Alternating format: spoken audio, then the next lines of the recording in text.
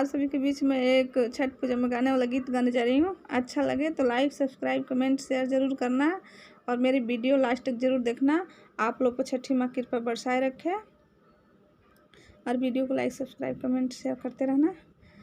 अरे कलश पवा कीने गईला ए दीनानाथ डोमा आवा के दोकान। अरे दाउरवा कीने गईला ए दीनानाथ डोमा आवा के दोकान।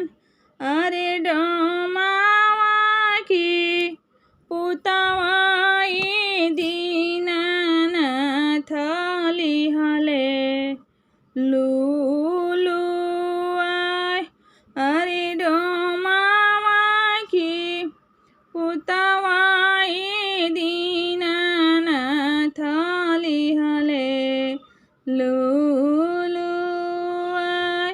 अरे भागु भागु बाजिनी गेतिवाई आरगी याकी बीर।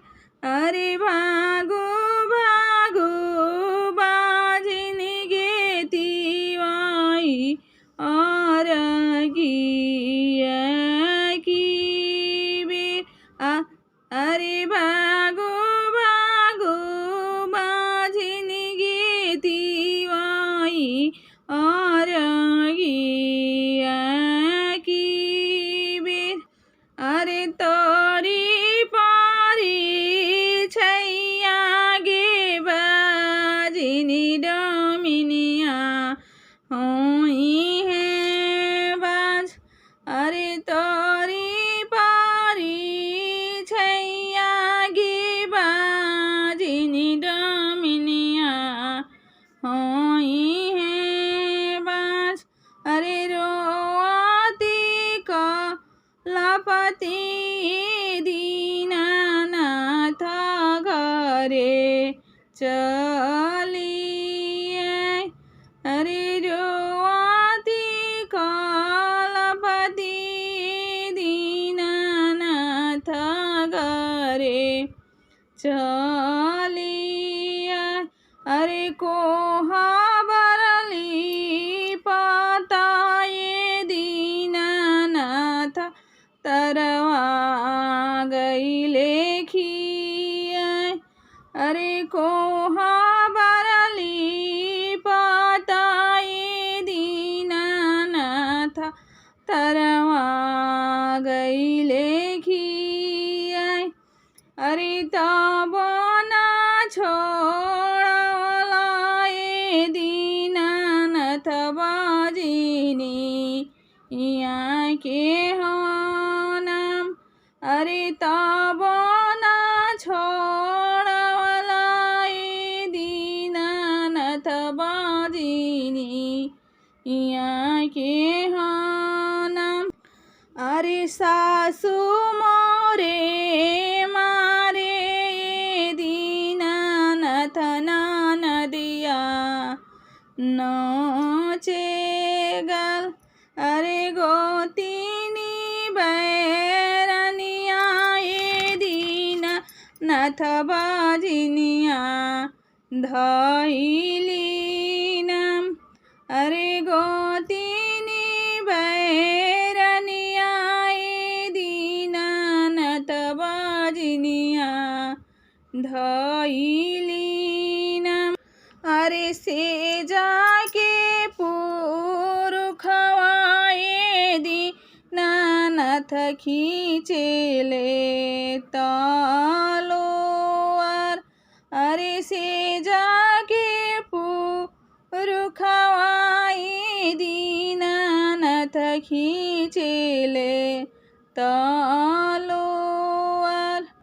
अरे चुपा हो खा चुपाए तिवाई पाटोरवे पोछालोर। अरे चुपा हो खा चुपाए पाटरवे पोछालो। अरे तोहारा के देवो एतिवाई गजाधर ऐसान पुत। अरे तोहारा के देवो एतिवाई गजाधर ऐसान पुत।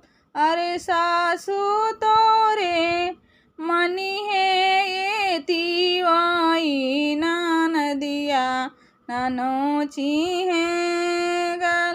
अरे सासू तोरे मनी है रेतिवाई नदिया ननोची है गल।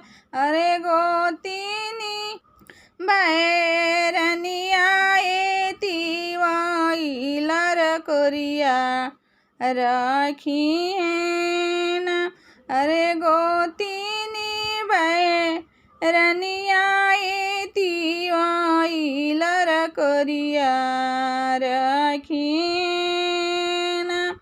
अरे से जाके पुरुखवा एतिवाई बाबुआ के हो मैं। अरे से जाके पुरुखवा एतिवाई बाबुआ के हो